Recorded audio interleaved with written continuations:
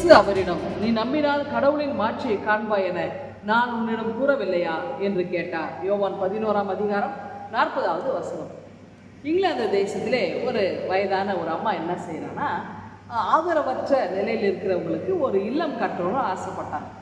அப்போ அதுக்காக பணத்தை சேகரித்து ஒரு இடத்தை வாங்கணும்னு நினைச்சாங்க. அப்போ இங்கிலாந்து தேசத்தில் இடம் வாங்கினா நம்ம சொந்தமாக வாங்க முடியாது, புரோக்கர்ஸ்லாம் கிடையாது, கவர்மெண்ட் கிட்ட கொடுக்கணும். அந்த டவுன் ஹாலில் இருக்கும், டவுன்ஷிப், அவங்க என்ன பண்ணால் அதுக்கான இடத்த கொடுப்பாங்க. அப்போ அவங்க என்ன செய்யணும், அங்கே இருக்கிற அரசாங்கத்துக்கிட்ட போயிட்டு பணத்தை கொடுத்து எனக்கு ஒரு இடம் வேணும்னு சொல்லி கேட்குறாங்க. அரசாங்கமும் கொஞ்ச நாள் அவங்களுக்கு அந்த ஒரு இடத்த ஒதுக்கீடு செய்து அதை கொடுத்துருக்குறாங்க.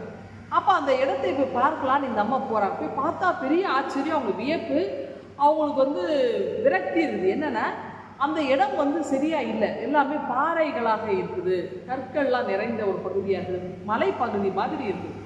அப்போ இந்த இடத்த இதெல்லாம் எப்படி நான் வெட்டி எடுத்து இதை சுத்தம் செய்து இங்கே இந்த இடத்துல நான் எப்படி நான் நிலத்தை கட்டுறது, எனக்கு யாரும் உதவி இல்லையே அப்படின்னு இவங்க ரொம்ப வேதனையாக இருந்தாங்க. ஆனால் அவங்களுக்கு ஒரு சின்ன ஒரு நம்பிக்கை இருந்தது. கடுகளவு விசுவாசம் இருந்தால் கடவுள் ஆண்டவர் சொன்னால் இந்த மலையை கூட நம்மளால் பெயர்ந்து போய்க்க முடியும் அப்படின் போது அந்த நினைவுக்கு உடனே என்ன செய்யறேன்னா அந்த இடத்துல ஜெபிக்கிறாங்க.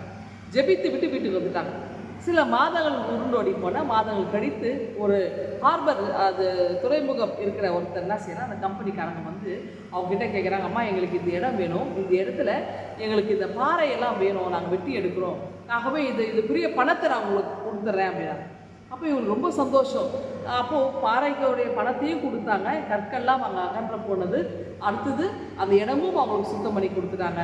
இப்போது ஆதரவற்றவர்களுக்கு அந்த அம்மா ஒரு இல்லத்தை கட்டாங்க. பாருங்கள், ஒரு சின்ன விசுவாசம் அவங்களுக்கு இருந்ததுனால மிகப்பெரிய ஒரு மலையை கூட, மலை போல இருக்கிற பிரச்சனை கூட அகன்று போனது. நாமும் விசுவாசத்தோடு எவைகளை கேட்போமோ அவைகளை நாம் நிச்சயமாக பெற்றுக்கொள்வோம். ஆண்டவர் நம்ம கொடுத்த வாக்கிது.